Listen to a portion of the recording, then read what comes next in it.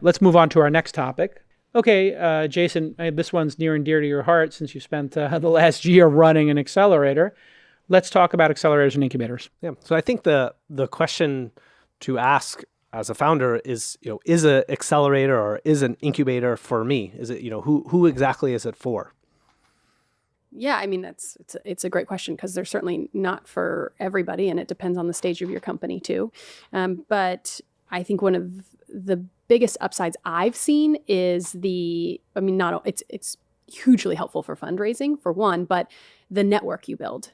It's one of my favorite things of the accelerator from, I started when we were in, launch incubator 2. Yeah. So those early days of the class going from week 1 to week 12, not only are their pitches better and their confidence in themselves and the company better, but they're best friends. They have a cohort now that, they're going through something that everyone else in the room is also going through. And being a founder can be very lonely. So having that network is important. And then of course, the network outside of that, where the investors and everyone else that's part of in our case a part of the launch network is hugely helpful. It's the negatives. I sort of only see the positives of an accelerator because I watch that growth. Yeah. But I think some founders, the pushback that we've gotten from founders is that they don't want to give up equity in their company.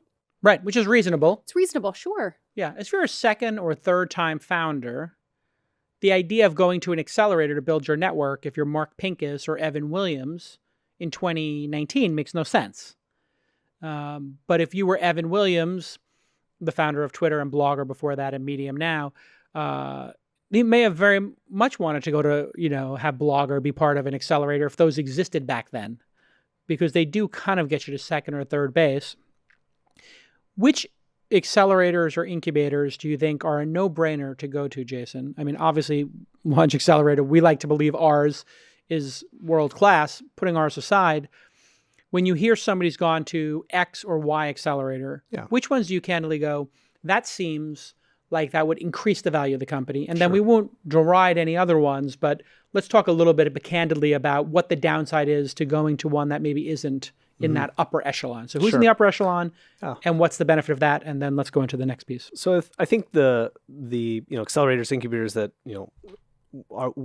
we aspire to, continue to work towards and have inspired us as well. YC, Y Combinator, Techstars as well. I mean, both of them have built phenomenal programs. And then of course, we think we've built something special here as well. And then, so we do see founders doing an incubator or an accelerator hop. And this is something that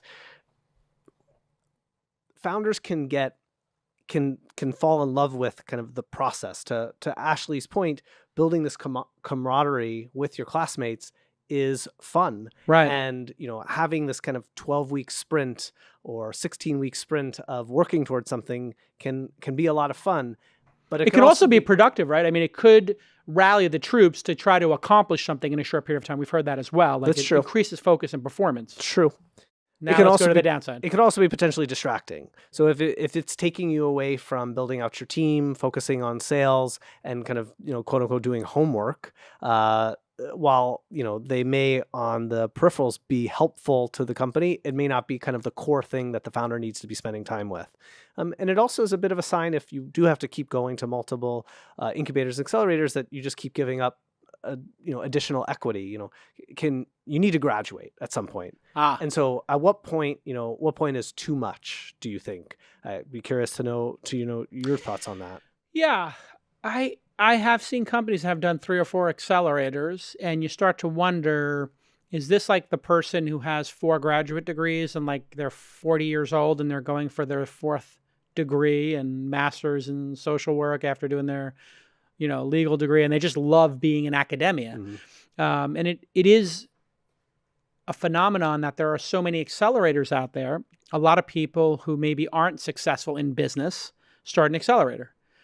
So I always like to ask people, hey, who is running that accelerator? How much time will you spend with those people? And what's their background? Take a deep look. And the ones where, maybe the person running it hasn't had success, or great success, or they haven't had graduates that are pretty successful, they can actually negative signal. So I'm not going to say specific names of different accelerators, but I do think some people in the venture community, and we're kind of like, we straddle accelerator and a seed fund, and increasingly we're doing Series A's or collating them.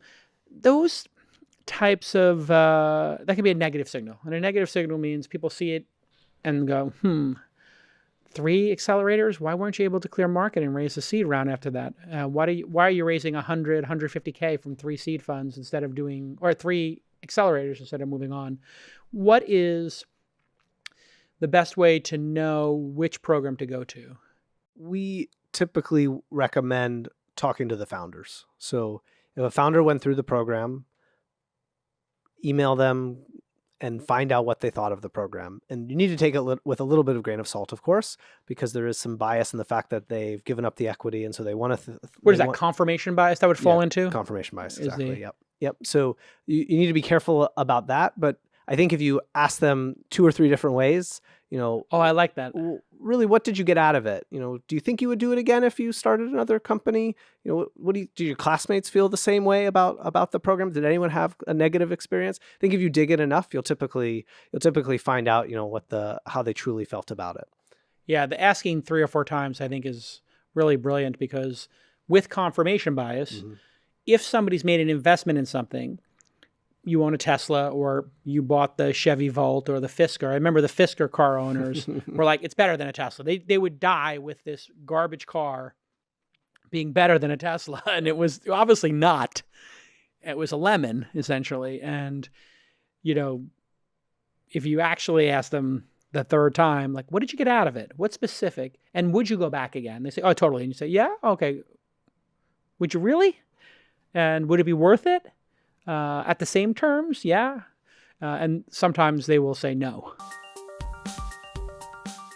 Hey, everybody, I want to take a minute to tell you about 8 Sleep. They make the Pod, which is a really interesting new bed that controls the temperature, both cooling and heating, one on each side, so you and your spouse or significant other can have a different temperature, and it's going to make you sleep better. This is the ultimate hack. We went to the showroom, and here's the president, Sam, at our company going to the showroom, and as you can see, the thermal regulation occurs by that box that's on the floor there, and it makes the bed hot or cold, and 2 different people, as I say, can have different temperatures.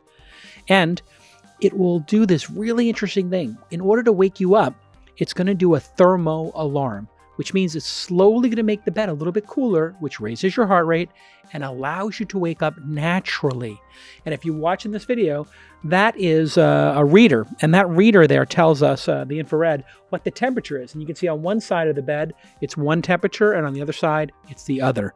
And that will allow you to pick what temperature you want. Your spouse or significant other can pick the temperature they want. And you're going to sleep much better. And sleep is a critical part of being a great founder. You want to get great sleep, and you're going to do that with 8 Sleep. So I want you to go to 8sleep.com/twist and supercharge your health and productivity.